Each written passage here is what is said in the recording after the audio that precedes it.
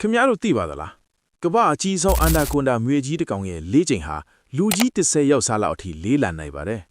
သူတို့ဟာအစိတ်မရှိပေမဲ့သူတို့ရဲ့ကြွက်သားအင်အားဟာကားတစ်စီးကိုခြေထွတ်ပစ်နိုင်လောက်အောင်စွမ်းအားပြင်းထန်ပါတယ် Daily Point မြန်မာကနေကြိုးဆိုပါတယ်ကျွန်တော်တို့နဲ့အတူကမ္ဘာကြီးရဲ့စိတ်ဝင်စားစရာအကောင်းဆုံးနဲ့အစမ်းကျယ်ဆုံးလူ့ဝက်ချက်တွေကိုအတူတူလေ့လာကြည့်ကြရအောင်ပါအန်နာကွန်ဒါတွေဟာတောင်အမေရိကရဲ့ရွှွတ်နွံတွေနဲ့မြစ်ချောင်းတွေမှာရှင်သန်ကြပါတယ်သူတို့ရဲ့မျက်လုံးနဲ့နှာခေါင်းပေါက်တွေဟာဦးပေါင်းရဲ့ထိပ်ပိုင်းမှာတည်ရှိနေတာကြောင့်ရေအောက်မှာတကိုယ်လုံးမြုပ်နေရတဲ့တောင်အပြင်ကတားကောင်တွေကိုအသာလေးစောင့်ကြည့်နေတာပါသူတို့ဟာရေကူးအလွန်တော်သလိုရေအောက်မှာမိနစ်ပေါင်းများစွာအသက်အောင်ထားနိုင်တဲ့ရေအောက်စစ်တီတော်တွေလည်းဖြစ်ပါတယ်သူတို့ရဲ့အစာစားပုံကတကယ်ကိုထိတ်လန့်စရာပါအန်နာကွန်ဒါတွေဟာတားကောင်ကိုအစိမ့်နဲ့မတတ်ပဲသူတို့ရဲ့တန်မာဖတဲ့ခန္ဓာကိုယ်နဲ့ရစ်ပတ်ညစ်ထုတ်ပြီးအသက်ရှူရက်သွားအောင်လုပ်လိုက်တာပါ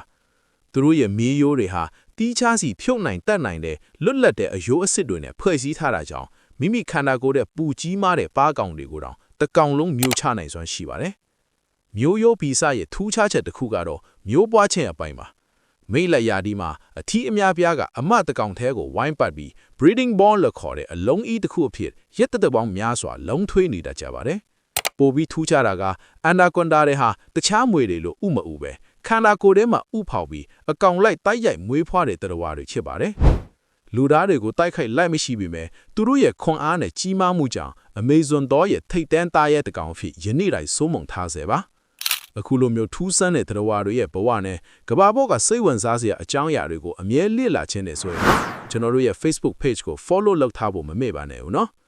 ပိုမိုစုံလင်တဲ့ဘ ഹു တုတဗီဒီယိုတွေကိုကြည့်ရှုဖို့ YouTube channel ကိုလည်း subscribe လုပ်ပြီးခေါင်းလောင်းလေးကိုနှိပ်ထားပေးကြပါအောင်ခင်ဗျာခင်ဗျားတို့ရောအန်နာကွန်ဒါမြွေကြီးတွေကိုအပြင်မှာမြင်ဘူးချင်ကြလား comment မှာပြောပြကြပါအောင်အားလုံးကိုကျေးဇူးတင်ပါတယ်